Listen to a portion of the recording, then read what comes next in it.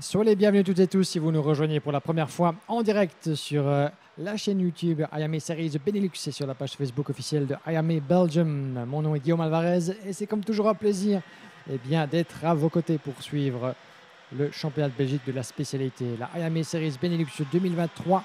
Première partie de cette troisième épreuve sur 5 qui entre dans sa phase finale avec la première des 4 manches décisive de la journée, la finale B de la catégorie junior qui sera suivie par la finale A, une petite pause et puis la catégorie senior qui entrera en piste avec, dans le même ordre, finale B, finale A. Qu'est-ce que cela veut dire? Eh bien, tous les pilotes que vous avez en piste sont ceux qui, malheureusement pour eux, ne seront pas parvenus à se qualifier parmi les 36 premiers de la classe. Ces 36 pilotes qui disputeront donc la finale A dans la foulée de celle-ci. C'est le résultat donc d'une série de manches qualificatives, 3 par pilote, au terme desquels les points ont été distribués dans l'optique du championnat. Nous avons en pole position Lino Durand, avec à ses côtés Martin Erapog, Raphaël Bourlard et Fischer Tai sont sur la deuxième ligne, suivi de Rins Vos, Tijmen van Enk, Theo Deramelaar, Luca Montebello, Sébastien Derazov, Oliver Walstrup, Wessel Swabel, Merle Taylor, Sion de Vries et Mathis Landen. Le feu vert est donné, on est parti pour 14 minutes et un tour, la même longueur que la finale qui suivra. C'est un peu une finale de consolation évidemment pour tous ces pilotes dont le week-end... Oh, et déjà un accrochage malheureusement avec le numéro 186 du Energy Conseil Benelux. Eh bien, ça va de mal en pis, j'en ai bien peur pour Rins Vos qui s'est accroché avec le 189 du team TB Kart. Oh, c'est Raphaël Bourlard et Rins Vos qui étaient au 2e et 4e rang de cette grille de départ et qui, dès le virage numéro 3, n'ont rien trouvé de mieux, j'en ai peur, que de s'accrocher. Et ce qui va mettre un terme, j'ai bien peur pour les deux ou du moins... Oui, effectivement, ça met un terme prématuré à leur finale. En tout cas, je pense que Raphaël Bourlard n'est pas reparti. Je le vois dans le bas-côté, aux côtés des commissaires. Et je tente de voir si Rins Vos a pu reprendre sa place dans la ronde. Oui, effectivement, le pilote Energy c'est Benelux, qui, vous ne le voyez pas, en queue de peloton, mais qui est bel et bien reparti dans cette finale d'emblée tronqué. Un peloton, un peu moins fourni, évidemment, 14 pilotes sur cette grille de départ. Ils étaient 50 enregistrés dans cette catégorie X30 Junior qui accueille les pilotes entre 12 et 15 ans. Seuls 36 pouvaient donc disputer la finale A qui se déroulera d'ici quelques instants après cette épreuve de consolation. Où figurent donc les 14 non qualifiés pour cette phase déterminante. Ici le numéro 115, il s'agit du pilote qui s'est lancé depuis plus loin sur la grille de départ. C'est le numéro 115, donc Lino Durand. Lino Durand, donc depuis la pole position, qui va de perdre la tête des hostilités, semble-t-il, puisqu'il est doublé par le numéro 163. Il s'agit de Tijmen van Enk. On va faire le pointage et les écarts alors qu'ils bouclent leur deuxième tour ici dans cette finale B qui en compte 14, une quinzaine dirons-nous, 14 minutes plus un tour, sachant qu'un tour complet à pleine charge est un peu en dessous de la minute pour les pilotes de la catégorie junior. Vous faites le compte. Donc Lino Durand, le numéro 115. Oh, est sorti de piste là-bas avec un des pilotes, le numéro 145, si je ne m'abuse. On n'a pas eu le temps de bien voir, mais il est possible que c'était le 146, Sébastien Derazov, qui est allé jouer là-bas au tondeuse à gazon à l'extérieur du virage numéro 3. On y reviendra d'ici quelques instants. Mais Lino Durand mène le bal toujours avec une demi-seconde d'avance sur le 163. Tijmen van Enk. Puis nous avons encore le numéro 4 en 3e position. Il s'agit de Martin Erapog. 4e place pour le numéro 108. Luca Montebello qui s'est lancé depuis la 8e place et qui déjà est occupé à frapper aux portes du top 3. Puis nous avons le numéro 146, Sébastien Derazov donc en 5e place. Fischer Tai est 6e. Un nouveau tour de bouclé avec le numéro 163 qui perd une place et qui la regagne directement. Belle passe d'armes là-bas entre Tijmen van Enk, le numéro 163 qui repasse devant le numéro 108. Luca Montebello. La bagarre pour la deuxième place est engagée de plus belle. Ils sont nombreux dans ce petit peloton d'entrée de jeu avec le numéro 189 au cœur de ce ventre mou. 189 qui n'est autre que Raphaël Bourlard qui fut pris dans l'accrochage du premier tour avec son châssis Energy. Et j'ai confondu puisque Raphaël Bourlard, je pense qu'il vient de se faire prendre un tour. Ah, il s'agissait du 199. Toutes mes excuses. Raphaël Bourlard qui effectivement a dû mettre pied à terre. C'était là les deux pilotes fatalement du premier tour. Raphaël Bourlard a dû mettre pied à terre. Rins Vos, le 186 de Energy Corse, a continué sa ronde dans cette finale B. Mais donc c'est bel et bien le 199 qui est avec nous. Et il s'agit de Merle Taylor qui s'est lancé 12e et qui est déjà en 5e position. Oh, petite touchette, on est passé à côté d'un accrochage là-bas entre le 190. Il s'agit eh bien, du pilote désormais en 2e position, Wessel Swable, qui nous gratifie d'une très très belle remontée et qui donc eh bien, va vendre chèrement sa peau pour le gain de la 2e place à 1 seconde 5 de Lino Durand, notre leader, déjà hors de portée du reste du peloton. Au niveau eh bien, des performances respectives des uns des autres, notre leader Lino Durand eh bien, avait signé une 11e et une 17e place comme meilleur résultat. Mais un abandon dans une de ses manches eh bien, d'entrée de jeu a entraîné son week-end dans une spirale un peu plus négative malheureusement pour lui, ce qui fait qu'il a manqué sa qualification pour la finale pour un petit point, rendez-vous compte. Le karting à ce niveau-là peut parfois être cruel, mais malgré tous les efforts consentis tout au long d'une journée, ou voire parfois d'une journée et demie, voire plus de compétition, eh bien, on peut louper le coche pour très très peu parfois. Et c'est le cas de Lino Durand qui cherchera à se repentir en allant épingler si possible pour lui la victoire de consolation dans cette finale B. Bel échange de position là-bas, le numéro 109. Il s'agit donc du pilote Oliver Watstrup, 10e sur la grille, dont le début de course ne se passe pas vraiment à la hauteur de ses espérances et qui se bat là-bas au queue de peloton avec le numéro 150, Mathis Landen.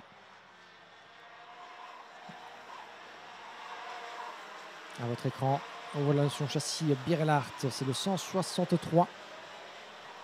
C'est Tijmen Van Enk, 6e sur la grille, 5e pour l'instant, qui tente de ravir la 4e place, juste devant lui du pilote Falcon Racing. 4e place, je vais un peu vite en besogne puisqu'ils sont un peu plus loin dans la hiérarchie. 1 seconde 9 désormais l'écart entre derrière Lino Durand. Et nous avons le 108. À votre image, c'est la bataille pour la 2e place qui est en cours entre Luca Montebello et le numéro 190, Wessel Swable. Il va se tenir dans un mouchoir de poche sous le regard acéré du numéro 199, Merle Taylor. Merle Taylor 4e, à bonne distance, 6 petits dixièmes, mais il voit en tout cas son objectif poindre à l'horizon.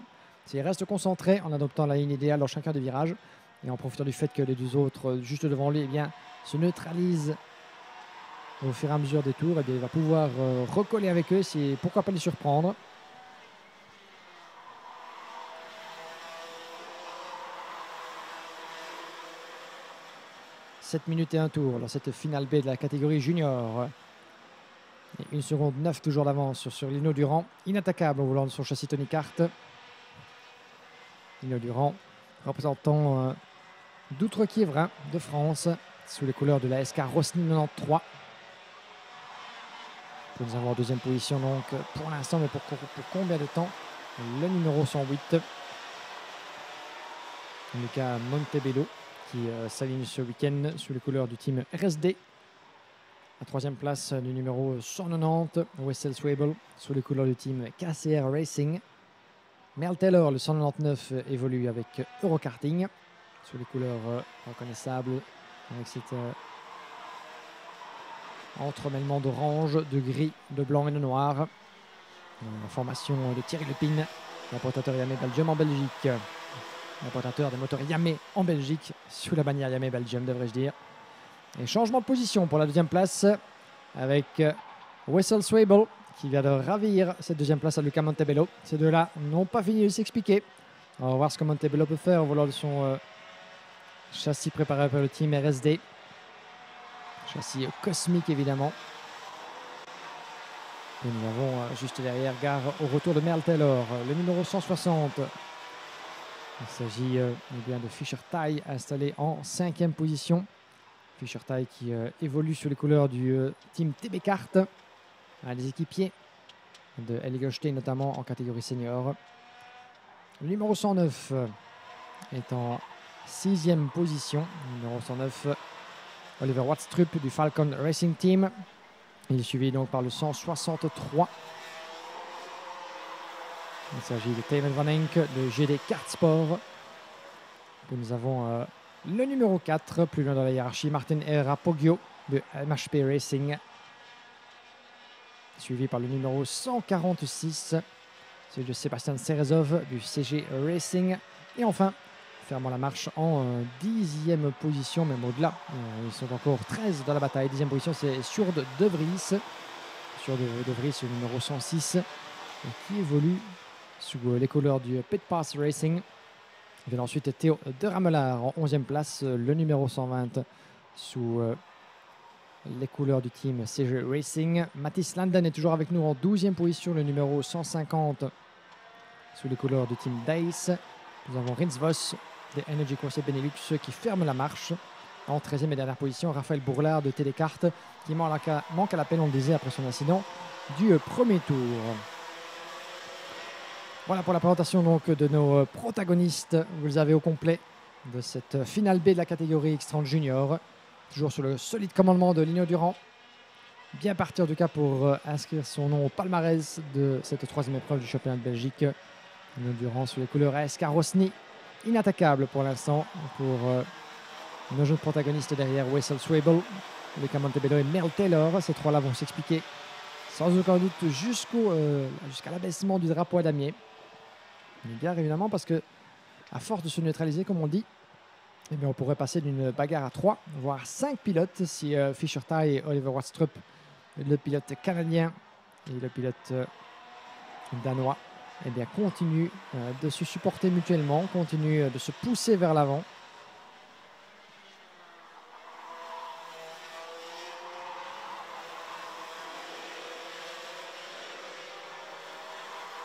On va faire le pointage alors qu'il repasse devant notre chronométrage et notre cabine. 2 secondes 1. Avec Wessel Swable qui tient en respect Luca Montebello. Mel Taylor toujours bien accroché à la 4e place. Au volant de son châssis préparé par le team Eurokarting. Châssis EOS dans le cas de Mel Taylor. EOS, une des marques évidemment du catalogue du groupe OTK Kart en Italie. EOS, c'est le genre de marque on n'a pas souvent l'occasion de voir dans un peloton le karting international, la marque EOS, davantage outre-Manche du côté de la Grande-Bretagne. Le catalogue OTK évidemment qui regorge de différentes marques. On pense bien sûr à FA Kart, on pense bien sûr à Gillard, EOS, ça s'oublie bien sûr Exprit Cosmic qui est la principale Tony Kart. 2 minutes 16 secondes et un tour avant la conclusion de cette épreuve. Et à la corde, ça passe pour Mel Taylor. Mel Taylor qui s'impose devant Luca Montebello pour le gain de la 3e place dans le premier virage. Bien joué de la part de Mel Taylor. Montebello trouve dans le pilote belge une proie à sa portée sans aucun doute. À lui de rester dans le sillage de son adversaire et tenter de lui renvoyer la monnaie. Alors que devant, Lino Durand ne se laisse pas compter. Un coup, tour après tour. Et j'allais dire, il ne dispose pas pour l'instant du meilleur tour en course dans les mains de Oliver Watstrup, le pilote canadien. 5e pour l'instant, à une demi-seconde de Mel Taylor. Ça va être intéressant, on disait. Cette bataille à 3 n'est pas finie. Elle pourrait se muer à une bataille à 5. Et regardez comme ils sont en enfilade là-bas dans le dernier virage. Cela fait longtemps que tout espoir de victoire est anéanti par la domination de Lino Durand. Mais pour le podium honorifique, eh bien, tout est encore permis. Pour l'instant, avantage Wessel Swable, le pilote néerlandais. Mel Taylor est 3 devant Luca Montebello. Puis nous avons le numéro 109, Oliver Watstrup, et Fischer Tai en 6e position. Il s'est laissé un petit peu décrocher là-bas le pilote canadien, juste derrière le pilote danois, Oliver Watstrup. Tamen Van Enck toujours 7e. Sébastien Serezov a gagné la 8e position, juste devant Martin Herrera Poggio. Suivi de Sjoerd De Vries, Théo De Ramelaar, Mathis Landen et Rins Vos, toujours en course dans cette finale B. Ça s'observe. C'est très très proche là-bas entre les différents protagonistes de la catégorie pour cette finale B honorifique. Nous sommes dans l'avant-dernier tour. Avant-dernier tour pour le leader. Lino Durand, 2 secondes 8. Wessel Swable sous la menace grandissante de Merle Taylor et de Luca Montebello. On rentre ici dans la phase décisive. C'est le moment ou jamais pour nos jeunes protagonistes de pouvoir faire la différence dans cette finale B. Le round d'observation est terminé. Place à l'action. Et le premier à porter son estocade, c'est le numéro 109, Oliver Wardstrup du Team Falcon. Le pilote danois qui passe Luca Montebello pour le gain de la 4e place à la poursuite de Merle Taylor.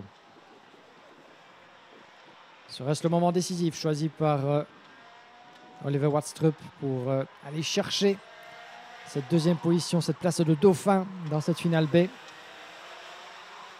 Il ne restera qu'un tour. Un tour pour faire ses preuves. Voilà le leader dans le coin de votre image a sorti du dernier virage qui entame sa dernière boucle. Lino Durand, inattaquable et inattaqué tout au long de cette épreuve. Rien n'est encore fait là-bas entre nos 5 protagonistes. Luca Montebello qui a tenté de ravir la place et il le fait sur Oliver Wardstrup. Bien joué pour Montebello et qui prend avec lui Fischer-Tye. Ah, j'ai bien peur que, malheureusement pour lui, Oliver Wardstrup a été pris dans un faux rythme là-bas. Il tente de se refaire face à Fischer-Tye qui tient la ligne extérieure et qui profite d'une meilleure motricité dans le virage numéro 5. Il n'en sera rien malheureusement pour Oliver Wardstrup qui a été pris en train de siester entre gros guillemets à la sortie du 3e secteur. Il n'a pas pu conserver sa position et on a perdu une supplémentaire dans l'aventure. Ça sort un peu large pour Montebello qui va tenter de protéger sa 4e position. Dernier coup de rein, dernier coup d'accélérateur peut-être dans le dernier virage. Je pense que Wessel Swable va sortir avec la 2e marche de ce podium honorifique devant Merle Taylor. Le drapeau damier s'agite et salue la victoire honorifique dans cette finale B pour Lino Durand, le jeune pilote français de la SK Rostin 93 en 93, comme disent nos voisins d'Outre-Quiévrain. Belle victoire du pilote au volant de son châssis Tony Kart. 2e place pour Wessel Swable, pour 2 petits dixièmes sur Merle Taylor, devant Luca Montebello 4e, Fischer-Tye 5, Oliver Wardstrup 6, suivi de Damon Vanek, Sébastien Serezov, Martinera Poggio, Théo de Ramelaar, Sion de Vries, Mathis Landen, Rins Vos et l'abandon donc à vous signaler, le seul de cette épreuve pour Raphaël Bourlard.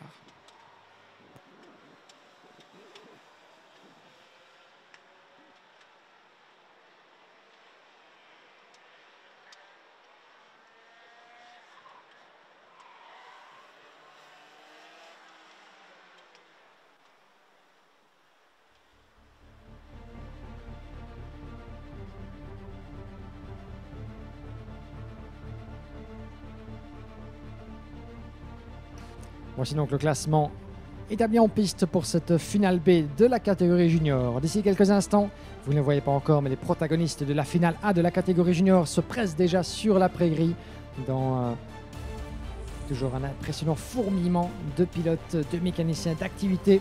Les pilotes qui s'alignent selon leur place établie au terme des manches qualificatives et le chrono qui a été, le classement de Regis qui a été établi non plus sur base des chronos comme c'était le cas vendredi après-midi, mais sur les performances des uns et des autres.